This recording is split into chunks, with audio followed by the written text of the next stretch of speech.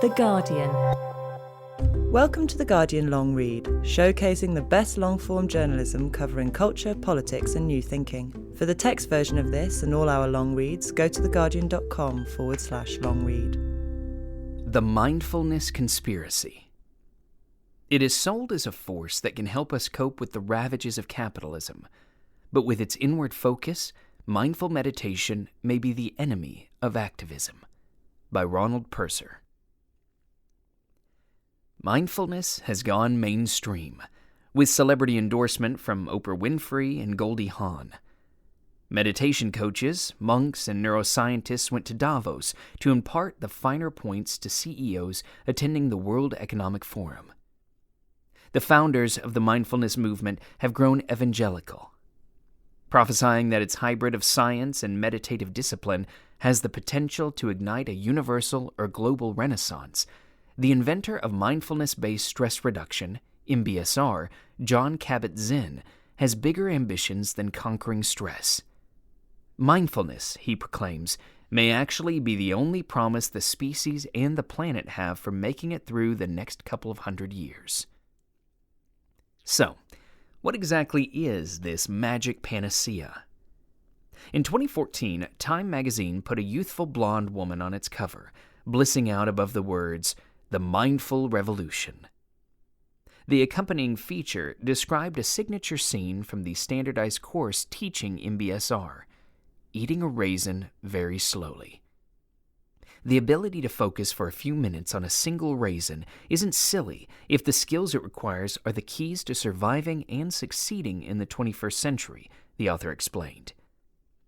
But anything that offers success in our unjust society without trying to change it is not revolutionary. It just helps people cope. In fact, it could also be making things worse. Instead of encouraging radical action, mindfulness says the causes of suffering are disproportionately inside us, not in the political and economic frameworks that shape how we live. And yet mindfulness zealots believe that paying closer attention to the present moment without passing judgment has the revolutionary power to transform the whole world.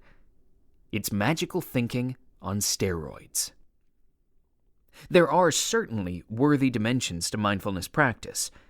Tuning out mental rumination does help reduce stress, as well as chronic anxiety and many other maladies. Becoming more aware of automatic reactions can make people calmer and potentially kinder. Most of the promoters of mindfulness are nice, and having personally met many of them, including the leaders of the movement, I have no doubt that their hearts are in the right place. But that isn't the issue here. The problem is the product they're selling and how it's been packaged. Mindfulness is nothing more than basic concentration training. Although derived from Buddhism, it's been stripped of the teachings on ethics that accompanied it, as well as the liberating aim of dissolving attachment to a false sense of self while enacting compassion for all other beings. What remains is a tool of self-discipline, disguised as self-help. Instead of setting practitioners free, it helps them adjust to the very conditions that caused their problems. A truly revolutionary movement would seek to overturn this dysfunctional system, but mindfulness only serves to reinforce its destructive logic. The neoliberal order has imposed itself by stealth in the past few decades, widening inequality in pursuit of corporate wealth. People are expected to adapt to what this model demands of them. Stress has been pathologized and privatized, and the burden of managing it outsourced to individuals. Hence, the peddlers of mindfulness step in to save the day. But none of this means that mindfulness ought to be banned, or that anyone who finds it useful is deluded. Reducing suffering is a noble aim, and it should be encouraged. But to do this effectively, teachers of mindfulness need to acknowledge that personal stress also has societal causes. By failing to address collective suffering and systemic change that might remove it, they rob mindfulness of its real revolutionary potential, reducing it to something banal that keeps people focused on themselves. The fundamental message of the mindfulness movement is that the underlying cause of dissatisfaction and distress is in our heads.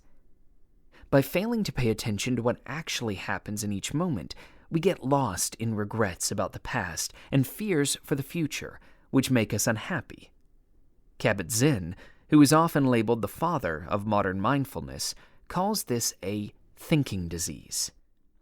Learning to focus turns down the volume on circular thought, so Kabat-Zinn's diagnosis is that our entire society is suffering from attention deficit disorder. Big time. Other sources of cultural malaise are not discussed. The only mention of the word capitalist in Kabat-Zinn's book, Coming to Our Senses, Healing Ourselves, and The World Through Mindfulness, occurs in an anecdote about a stressed investor who says, "We all suffer a kind of ADD." Mindfulness advocates, perhaps unwittingly, are providing support for the status quo. Rather than discussing how attention is monetized and manipulated by corporations such as Google, Facebook, Twitter, and Apple, they locate the crisis in our minds.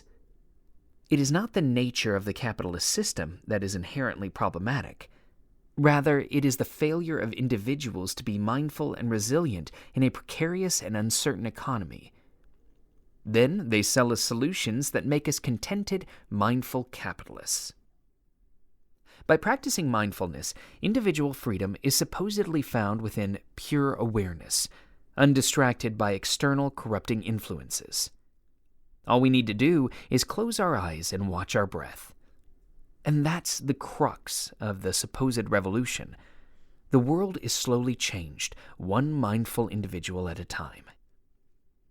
This political philosophy is oddly reminiscent of George W. Bush's compassionate conservatism. With the retreat to the private sphere, mindfulness becomes a religion of the self. The idea of a public sphere is being eroded, and any trickle-down effect of compassion is by chance. As a result, notes the political theorist Wendy Brown, the body politic ceases to be a body, but is rather a group of individual entrepreneurs and consumers. Mindfulness, like positive psychology and the broader happiness industry, has depoliticized stress. If we are unhappy about being unemployed, losing our health insurance, and seeing our children incur massive debt through college loans, it is our responsibility to learn to be more mindful. Kabat-Zinn assures us that happiness is an inside job that simply requires us to attend to the present moment mindfully and purposely without judgment.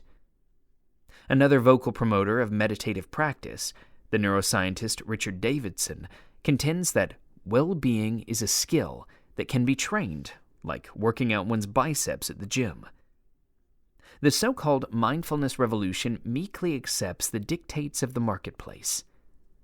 Guided by a therapeutic ethos aimed at enhancing the mental and emotional resilience of individuals, it endorses neoliberal assumptions that everyone is free to choose their responses, manage negative emotions, and flourish through various modes of self-care. Framing what they offer in this way, most teachers of mindfulness rule out a curriculum that critically engages with causes of suffering in the structures of power and economic systems of capitalist society. The term McMindfulness was coined by Miles Neal, a Buddhist teacher and psychotherapist, who described a feeding frenzy of spiritual practices that provide immediate nutrition but no long-term sustenance. The contemporary mindfulness fad is the entrepreneurial equal of McDonald's. The founder of McDonald's, Ray Kroc, created the fast food industry. Very early on, when he was selling milkshakes, Kroc spotted the franchising potential of a restaurant chain in San Bernardino, California. He made a deal to serve as the franchising agent for the McDonald brothers. Soon afterwards, he bought them out and grew the chain into a global empire. Kabat-Zinn, a dedicated meditator, had a vision in the midst of a retreat. He could adapt Buddhist teachings and practices to help hospital patients deal with physical pain, stress, and anxiety. His masterstroke was the branding of mindfulness as a secular spirituality. Kroc saw his chance to provide busy Americans with instant access to food that would be delivered consistently through automation, standardization, and discipline.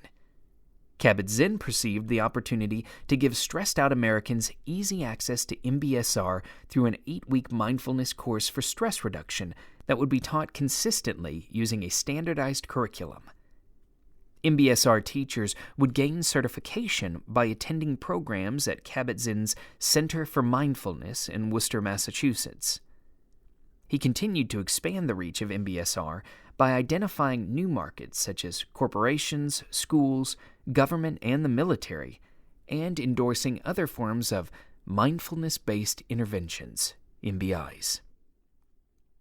Both men took measures to ensure that their products would not vary in quality or content across franchises.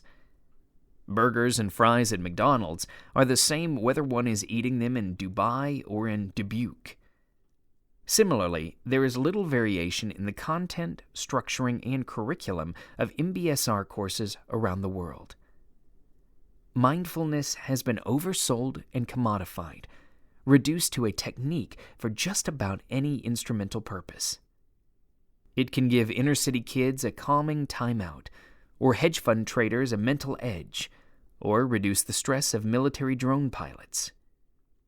Void of a moral compass or ethical commitments, unmoored from a vision of the social good, the commodification of mindfulness keeps it anchored in the ethos of the market. This has come about partly because proponents of mindfulness believe that the practice is apolitical, and so the avoidance of moral inquiry and the reluctance to consider a vision of the social good are intertwined. It is simply assumed that ethical behavior will arise naturally from practice and the teacher's embodiment of soft-spoken niceness, or through the happenstance of self-discovery. However, the claim that major ethical changes will follow from paying attention to the present moment non-judgmentally is patently flawed.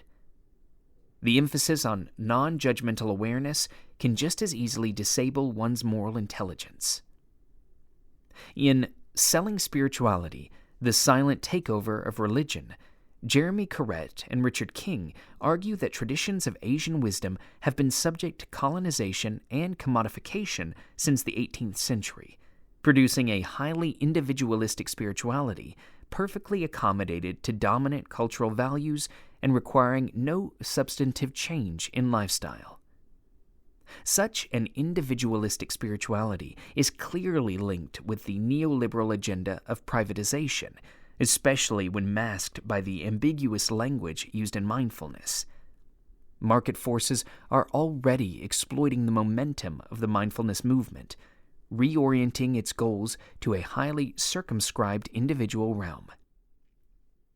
Mindfulness is easily co-opted and reduced to merely pacifying feelings of anxiety and disquiet at the individual level, rather than seeking to challenge the social, political, and economic inequalities that cause such distress, write Corrett and King. But a commitment to this kind of privatized and psychologized mindfulness is political, therapeutically optimizing individuals to make them mentally fit, attentive, and resilient so they may keep functioning within the system.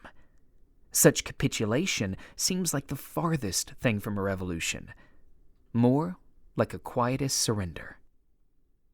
Mindfulness is positioned as a force that can help us cope with the noxious influences of capitalism. But because what it offers is so easily assimilated by the market, its potential for social and political transformation is neutered. Leaders in the mindfulness movement believe that capitalism and spirituality can be reconciled. They want to relieve the stress of individuals without having to look deeper and more broadly at its causes.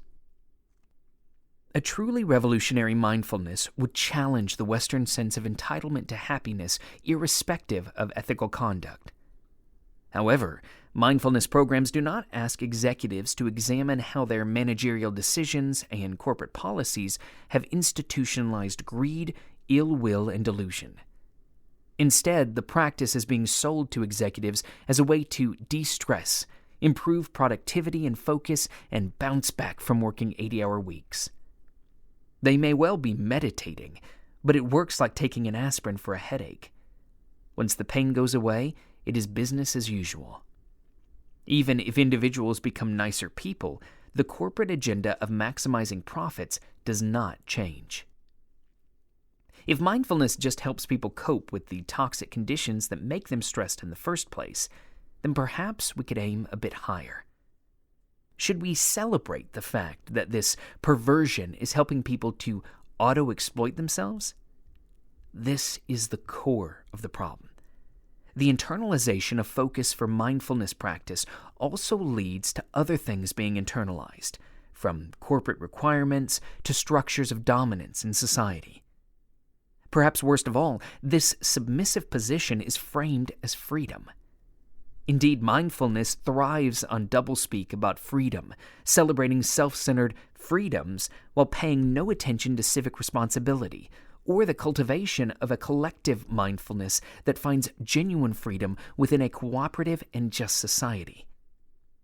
Of course, reductions in stress and increases in personal happiness and well-being are much easier to sell than serious questions about injustice, inequality, and environmental devastation.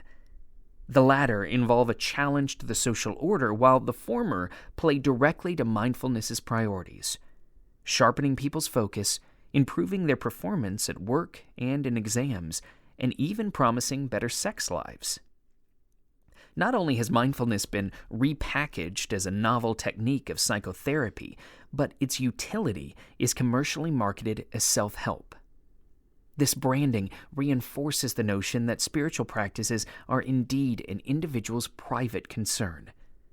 And once privatized, these practices are easily co-opted for social, economic, and political control. Rather than being used as a means to awaken individuals and organizations to the unwholesome roots of greed, ill will, and illusion, mindfulness is more often refashioned into a banal, therapeutic, self-help technique that can actually reinforce those roots. Mindfulness is said to be a $4 billion industry. More than 60,000 books for sale on Amazon have a variant of mindfulness in their title, touting the benefits of mindful parenting, mindful eating, mindful teaching, mindful therapy, mindful leadership, mindful finance, a mindful nation, and mindful dog owners, to name just a few. There's also the mindfulness coloring book, part of a best-selling subgenre in itself. Besides books, there are workshops, online courses, glossy magazines, documentary films, smartphone apps, bells, cushions, bracelets, beauty products, and other paraphernalia, as well as a lucrative and burgeoning conference circuit. Mindfulness programs have made their way into schools, Wall Street and Silicon Valley corporations, law firms, and government agencies, including the U.S. military. The presentation of mindfulness as a market-friendly palliative explains its warm reception in popular culture. It slots so neatly into the mindset of the workplace that its only real threat to the status quo is to offer people ways to become more skillful at the rat race. Modern society's neoliberal consensus argues that those who enjoy power and wealth should be given free rein to accumulate more. It's perhaps no surprise that those mindfulness merchants who accept market logic are a hit with the CEOs in Davos, where Kabat-Zinn has no qualms about preaching the gospel of competitive advantage from meditative practice. Over the past few decades, neoliberalism has outgrown its conservative roots. It has hijacked public discourse to the extent that even self-professed progressives, such as Kabat-Zinn, think in neoliberal terms. Market values have invaded every corner of human life, defining how most of us are forced to interpret and live in the world. Perhaps the most straightforward definition of neoliberalism comes from the French sociologist Pierre Bourdieu, who calls it a program for destroying collective structures that may impede the pure market logic. We are generally conditioned to think that a market-based society provides us with ample, if not equal, opportunities for increasing the value of our human capital and self-worth. And in order to fully actualize personal freedom and potential, we need to maximize our own welfare, freedom, and happiness by deftly managing internal resources. Since competition is so central, neoliberal ideology holds that all decisions about how society is run should be left to the workings of the marketplace, the most efficient mechanism for allowing competitors to maximize their own good. Other social actors, including the state, voluntary associations, and the like, are just obstacles to the smooth operation of market logic. For an actor in neoliberal society, mindfulness is a skill to be cultivated, or a resource to be put to use. When mastered, it helps you to navigate the capitalist ocean's tricky currents, keeping your attention present-centered and non-judgmental to deal with the inevitable stress and anxiety from competition. Mindfulness helps you to maximize your personal well-being.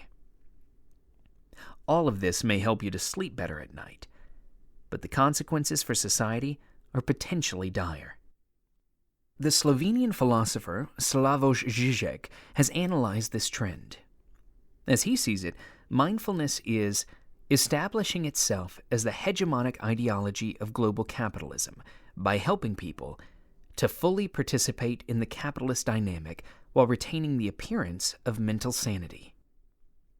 By deflecting attention from the social structures and material conditions in a capitalist culture, mindfulness is easily co-opted.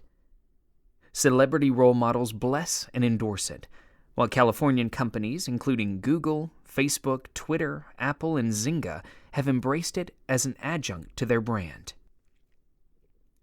Google's former in-house mindfulness czar, Chade-Ming Tan, had the actual job title Jolly Good Fellow. Search inside yourself, he counseled colleagues and readers, for there, not in corporate culture, lies the source of your problems. The rhetoric of self-mastery, resilience, and happiness assumes well-being is simply a matter of developing a skill. Mindfulness cheerleaders are particularly fond of this trope, saying we can train our brains to be happy, like exercising muscles. Happiness, freedom, and well-being become the products of individual effort. Such so-called skills can be developed without reliance on external factors, relationships, or social conditions.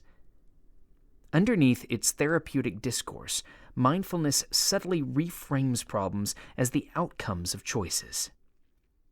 Personal troubles are never attributed to political or socioeconomic conditions, but are always psychological in nature and diagnosed as pathologies.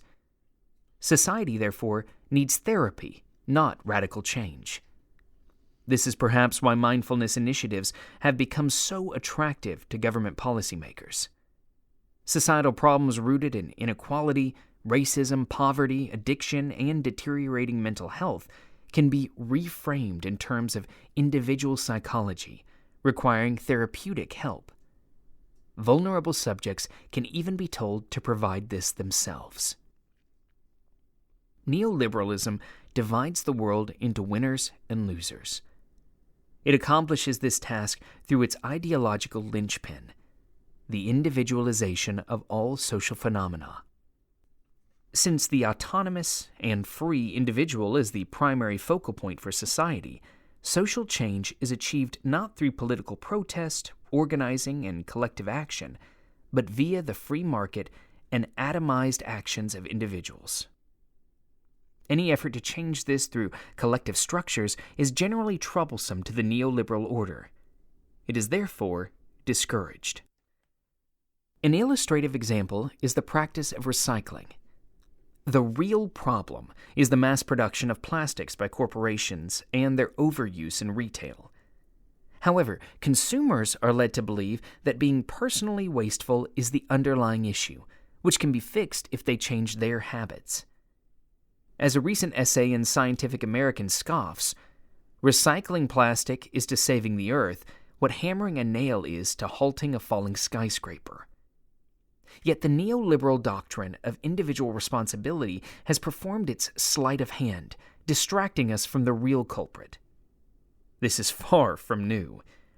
In the 1950s, the Keep America Beautiful campaign urged individuals to pick up their trash. The project was bankrolled by corporations such as Coca-Cola, Anheuser-Busch, and Philip Morris, in partnership with the Public Service Announcement Ad Council, which coined the term litterbug to shame miscreants. 2 decades later, a famous TV ad featured a Native American man weeping at the sight of a motorist dumping garbage. "People start pollution. People can stop it," was the slogan. The essay in Scientific American by Matt Wilkins sees through such charades. At face value, these efforts seem benevolent, but they obscure the real problem, which is the role that corporate polluters play in the plastic problem. This clever misdirection has led journalist and author Heather Rogers to describe Keep America Beautiful as the first corporate greenwashing front, as it has helped shift the public focus to consumer recycling behavior and thwarted legislation that would increase extended producer responsibility for waste management. We are repeatedly sold the same message, that individual action is the only real way to solve social problems, so we should take responsibility. We are trapped in a neoliberal trance by what the education scholar Henry Giroux calls a disimagination machine, because it stifles critical and radical thinking. We are admonished to look inward and to manage ourselves. Disimagination impels us to abandon creative ideas about new possibilities. Instead of seeking to dismantle capitalism or rein in its excesses, we should accept its demands and use self-discipline to be more effective in the market. To change the world, we are told to work on ourselves, to change our minds by being more mindful, non-judgmental, and accepting of circumstances. It is a fundamental tenet of neoliberal mindfulness that the source of people's problems is found in their heads. This has been accentuated by the pathologizing and medicalization of stress, which then requires a remedy and expert treatment in the form of mindfulness interventions. The ideological message is that if you cannot alter the circumstances causing distress, you can change your reactions to your circumstances. In some ways, this can be helpful, since many things are not in our control, but to abandon all efforts to fix them seems excessive.